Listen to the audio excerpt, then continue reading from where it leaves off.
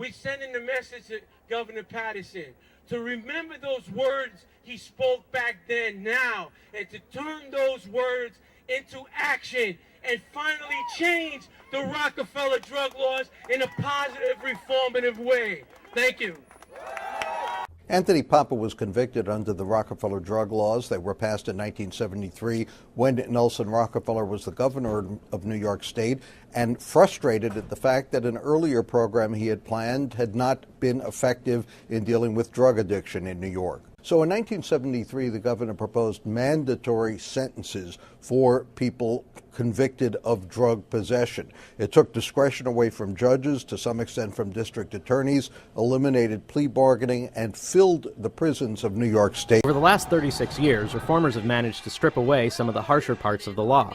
Now, with Democrats controlling all three branches of the state government, Albany seems poised to finish the job. This includes eliminating mandatory minimum sentences for nonviolent offenders like Anthony Papa. In 1985, I made the biggest mistake in my life. I got involved with drug activity. I was asked to deliver an envelope of 4.5 ounces of cocaine. The reason I got involved is because I got desperate.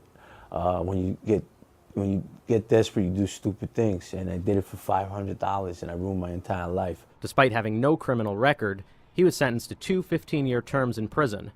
The judge knew I wasn't a drug dealer, but he had no choice but to give me a 15 or life sentence. We'll talk more about some of those efforts to repair the governor's popularity in just a few moments. But first, among those in attendance for that historic signing today, my next guest, Anthony Papa, appeared on this program just a few weeks back when the reforms were first announced. He told us then he wouldn't believe it until he saw it. Well, today, this man who spent 12 years in jail as a result of the Rockefeller laws did see it. Tony Papa is the author of 15 to Life, a book detailing his encounter with those drug laws and the fight he's led to reform them. Since being released, joins us live from New York City tonight. Tony, good to see you. First and foremost, your reaction to this. You saw it today. I finally saw it. I'm a believer. The laws have changed. Governor Patterson signed the legislation, and it was a happy day. It was at a community center in Queens where Assemblyman Jeff Aubrey, who's a silent hero of these changes, who's been a champion for many years, worked as a drug counselor. And it was a sunny day. A couple of hundred people showed up. Many of the assembly was there. It was a beautiful time. The governor spoke boldly about these changes, and he signed the legislation, and I'm a believer now, Brian. Yeah, Tony, I'm a believer. And Tony, I can sense your emotion on it tonight, and I know that you've been emotional about this in the past for good reason. You've had such personal experience here. And for those viewers who may not have seen your last appearance, may not be familiar with your story, you did spend, as mentioned, 12 years in jail until Governor Pataki granted you he got you out of jail. Clemency. He gave you clemency, right. And that was part of a 15 to life sentence as a result of what you called a stupid mistake to transport drugs. Right. I was young, I was stupid, and because of these laws, mandatory minimum sentencing, the judge had to sentence me to 15 to life because I chose to go to trial. Basically, what these new laws now have done is do away with mandatory minimum sentencing. It gives judges discretions in low-level drug cases where the judges could put people in treatment instead of putting them in prison. It's going to save the state hundreds of millions of dollars in the next few years. You have to appease as governor. You're not on the outside anymore saying reform, reform.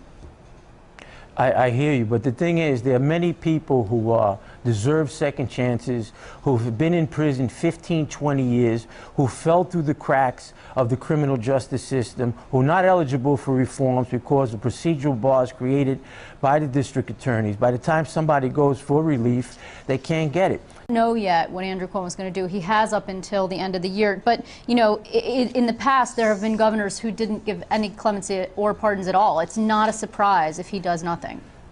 Well, you know, Governor Spitzer did that. People, advocates, right away label him Ebenezer Scrooge before the Ghost of Christmas came. You know, I would say this. Like Governor Eldridge, who gave 249 pardons, Just look at the issue of restoration, restoring people's lives to whole, reuniting them with their families, people who are fully rehabilitated but stuck because of the Rockefeller drug laws. They fell through the cracks of criminal justice. I'm asking the Governor Cuomo to please address these cases. He gets hundreds of requests, 300 to 400 a year. This is his first year in office. I ask him to please take off his governorship hat in the holiday season and just look at the facts and please grant some people some clemency. Tony, we will see. Obviously, we'll be following this one because it is something that we look for at the end of the year. Unfortunately, we are out of time. I really want to thank you for your time this evening, for making yourself available, and happy holidays. Thanks so much. Happy holidays to everyone.